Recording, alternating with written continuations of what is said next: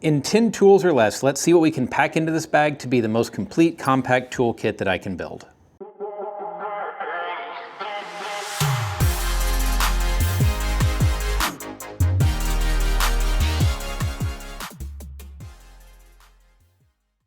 Hi, I'm John, the owner of Leeman Geophysical, and here we specialize in doing field equipment and really difficult installations. And I don't want to carry a lot of tools around, and you probably don't either in the field, though I have to admit I love tools. So I put this little bag together, and this is my effort to see what my minimum carry toolkit can be. I wouldn't necessarily call this an everyday carry because it is a little bit too big to just keep on your person at all times, but I think it's a pretty good representation of what you as a scientist or somebody that's doing a service call can probably get away with if you do work like what we do. So let's take a look. First, let's talk about the bag itself. Now, it's no secret that I really like Veto Pro Pac bags, and this is the SC45. So this is a very small compact bag. It's flexible on the front.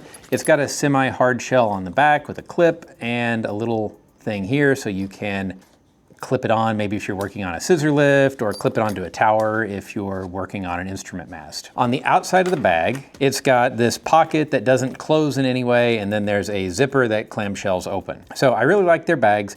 This came with a little pouch as well, and I'm not going to cover that in this video, so be sure to check out the video on this pouch because I don't consider it part of my minimal tool bag, but I do keep it handy in my truck. So for this tool bag, on the outside I have the Knipex electrician's shears clipped. Now there are various versions and manufacturers of these. These are the 9505 155 shears from Knipex, and I really love these shears. I can use them to cut wire. They've got the cable cutter feature inside. I've used them to strip a lot of wire, multi-conductor wire, single conductor wire. They snap into this sheath and lock in pretty well, and it can clip on your belt. The only downside to these, and it's not really a downside, is they are sharp. I have almost given myself a few impromptu appendectomies when I went to stick these in the sheath and missed. But I keep it clipped on the outside of this bag. Super handy for doing really just about any cutting that I need to do. In the top of this pocket as well, I keep an assortment of zip ties. Zip ties are one of the magical things in terms of keeping wiring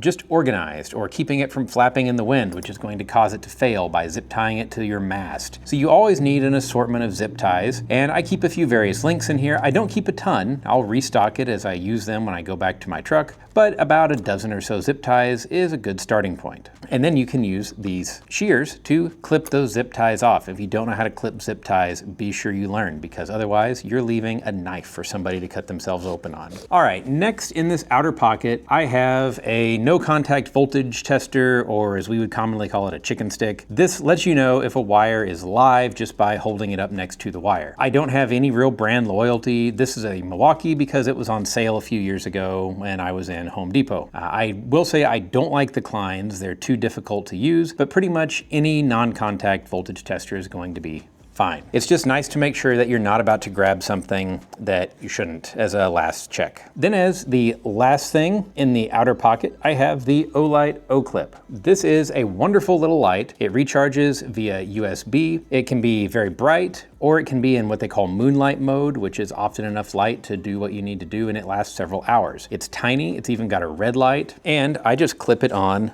the bag and lean it up against what I'm doing, or I can magnet it into a cabinet and get a pretty good view of what I'm doing. As I get older, I find I need more light when I'm working on things. So having a light is essential, and this one doesn't take up much space.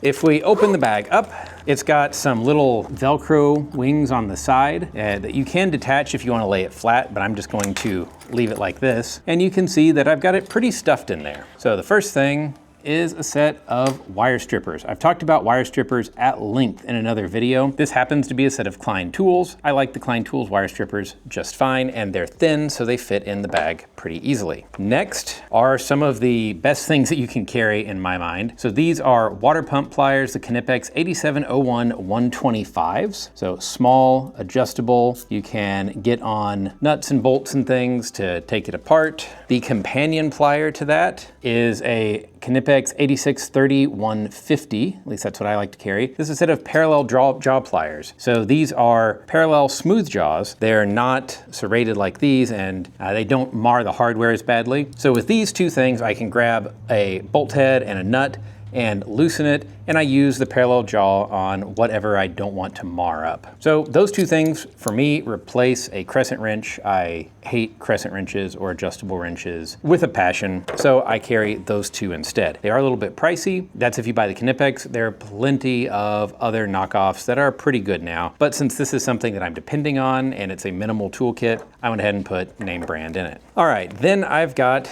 the Klein 32611P, P for plumbing, though it's not really plumbing specific. This is a little thermostat screwdriver or precision electronics screwdriver. It's got the bits in the handle. I will say I don't love that. It's not the easiest thing to open and get access to the bits. But again, we're trying to carry as little as we can and have the most functionality. So I've got lots of bits in the handle, and they're double-ended, so you get 2 bits for every one that's in the end. Not a bad little screwdriver for getting at things like terminals on terminal blocks, little bitty screws, and some of our more sensitive assemblies. All right, then we have things for the not so sensitive assemblies. This is a Klein Tools as 32303 HD handle. This is a 20-in-1 adjustable impact, so it's got a lot of bits up here in the handle. And then it's got the flip sockets on the shank. So the shank goes into the screwdriver, and then you've got your screwdriver. I have to take it out to get it to fit in the bag. The bits go in the end here, and then you've got 1/4, 5/16, 3/8, 7/16, half, and 9/16 sockets on here. So I've got several sockets, 6 different sizes of socket with me. They're not metric. There's a metric one available, but most of what I work on is Imperial hardware, so I got the Imperial version. It's not every size, but it will get you out of a jam, especially when you have the water pump pliers and parallel jaw pliers as well. Is it the best screwdriver?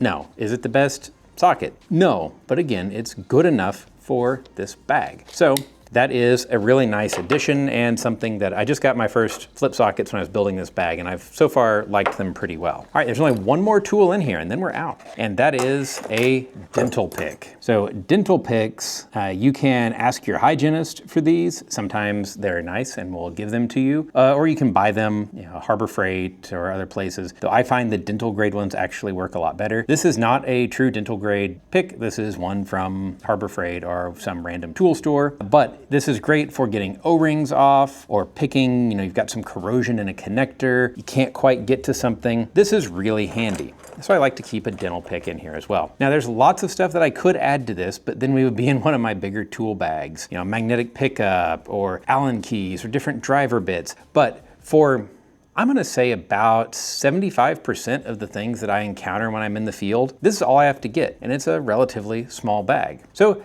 be sure to optimize your bag and maybe have a couple stages of bags like I do so you can carry as little as you need to into the field. Let me know down below in the comments what you think of this setup, what you would change, or what tools that you found you can't live without in the field. Until then, we'll see you next time.